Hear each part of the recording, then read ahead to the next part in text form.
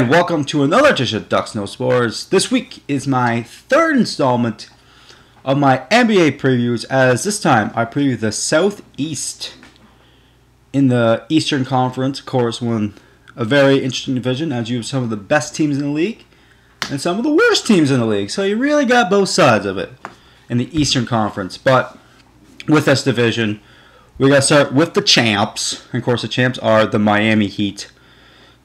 Great year last year for Miami. Anytime you win the NBA championship, very, very interesting. I mean, last year, this team really came together late in the year. There was a lot of people questioning, was this team tough enough? Could this team come together? And they did that. They proved all their critics wrong. And LeBron James, what more can you say? In my opinion, LeBron James is the best player in the NBA and one of the best players in the history of the NBA. And then his partner in crime, Dwayne Wade, still a great player. A little on the overrated side for me, but I still think he is a top 10 player in the league. And that third wheel, Chris Bosh, who does not get enough credit, but Chris Bosh played a great playoffs last year and a great finals, shutting down a lot of players in OKC, and I really thought he did a great job last year. And I'll be interesting this year because we can't live in the past. We'll be interesting how they respond this year, because when teams win the championship for the first time, they're not used to having the target on their back. But I don't think this will be a problem with this team, because they've had the target on their back for the last 2 years. I mean, honestly, since LeBron James made the announcement, he's taking his talents to South Beach. Miami Heat have really had that target on their back, so to speak, the last 2 years. So I don't think they'll have to adjust that, because they've been playing that way the last 2 years. And this is still a great team. I mean, this team, in my opinion, is the best team in the Eastern Conference. Not only the best team, I don't know who really can compete with them. That's how good they are. But they do have issues. I mean, their bench, now they got by in the playoffs and in the NBA Finals, but their bench is awful. I mean, they got nobody really on the bench that I really like. And they're just feeding off the big three, which, of course, is LeBron, Wade, and Bosh. And will they be a great team again? Yes, I still think they'll be a great team again. Could they, now that they got one out of the way, could they go on this nice run and win a couple in a row? I really think they can. I really think they can do a Chicago Bulls and maybe win 6 in a row or some crazy stat like that. Really, really like the Heat this year. And I think with LeBron James, the best player in the league, Dwayne Wade, a really good player in the league, and Chris Bosh, a very good third piece to the puzzle. The Miami Heat are loaded, and they're going to be good for years. Will they win the Eastern Conference? I think they will win the Eastern Conference, but will they win the NBA championship? Only time will tell. But this year, I really, really love the Miami Heat. Moving on to our next team, the Atlanta Hawks. Of course, Atlanta Hawks made an interesting move in the offseason, trading Joe Johnson to the Nets, and really just gutting this team, because the Atlanta Hawks aren't focused on 2012 right now. They're focused on 2013. And mainly 2013 off-season, as they've got this team because they want either Dwight Howard or Chris Paul, or maybe even both, because that's where they're going right now. And so that's why I can't really take the Hawks serious this year, because the Atlanta Hawks have been a pretty decent team last few years. Not a great team, but not a horrible team. They make the playoffs every year, but never really do anything in the playoffs.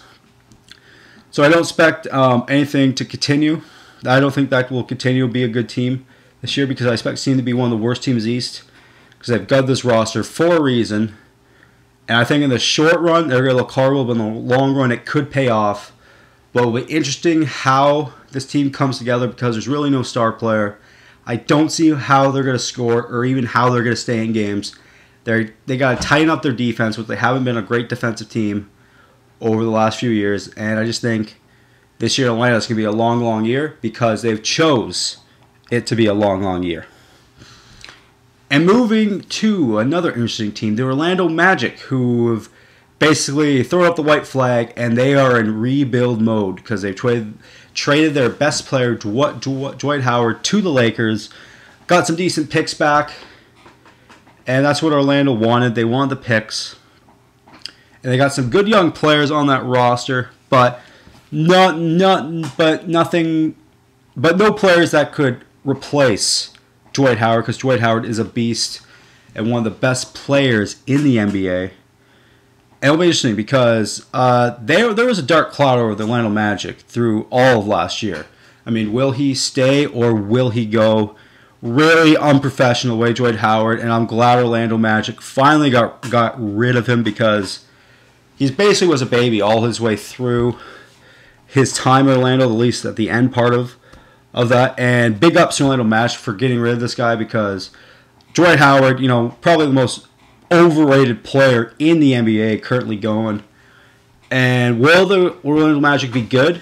In the short run, no. They're going to be awful this year.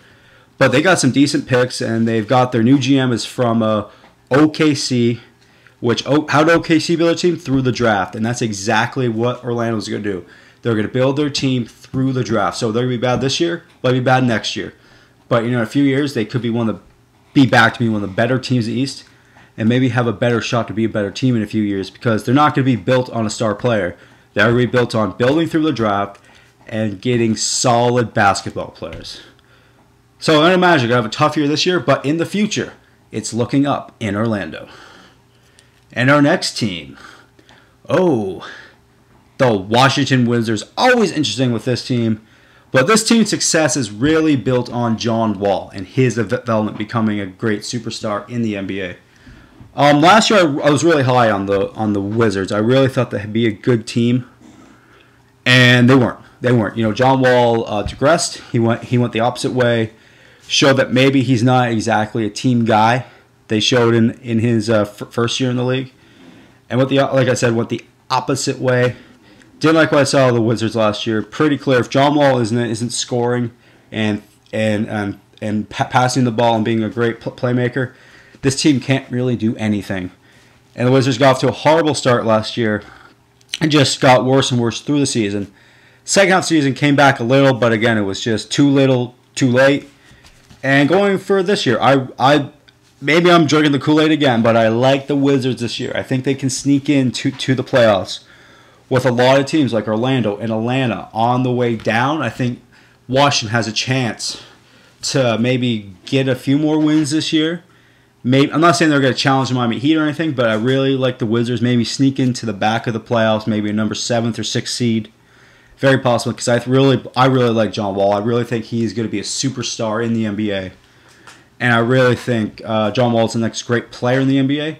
And I think this year, in 2012, 2013, I think the Washington Wizards are going to have one hell of a year. And last but certainly least, the Charlotte Bobcats, who, let's be honest, had a horrible season last year. I mean, just awful. One of the worst things I've ever seen from an NBA team. I mean, Charlotte Bobcats on most nights looked like they didn't want to be there. I mean, it seemed like they got behind early in the season. It seemed like a lot of players, gave the old tap out, didn't want to be there. Very disappointing for a team. Well, I thought last year could have been a playoff team. I mean, they do have a lot of good young players, but it's just something about the Bobcats. They just don't. It's something they're not mesh. They don't mesh. They have a lot of talent. On paper, they are a very talented team and should be at least a top 8 team in the East, but they just don't mesh. And going forward, I don't see, they didn't really make any changes in the offseason. They're just hoping these kids can come together. But again, can they come together? We'll see going forward. But didn't like what I saw all last year from the Bobcats, but of course, who did? And I just think 2012, 2013 is going to be the same old song and dance. And I think the Charlotte Bobcats are in for a rough 2012, 2013. But when it all comes down to it, there is really just one team in this division, team who's owned it through basically the last 5 years. Of course, the team who's going to win this division is going to be the Miami Heat, LeBron James, Dwayne Wade, Chris Bosh, and others. I suppose there's other teams on that roster, but the Miami Heat are going to be a great team again, and they will win the Southeast Division in the NBA. Well, that's it for this time, but make sure to tune in next time, because then I get into the good division, the good conference, the Western Conference. Should be interesting as always, but till next time, I'm Aaron Duxbury saying I'm Dux, and I know sports.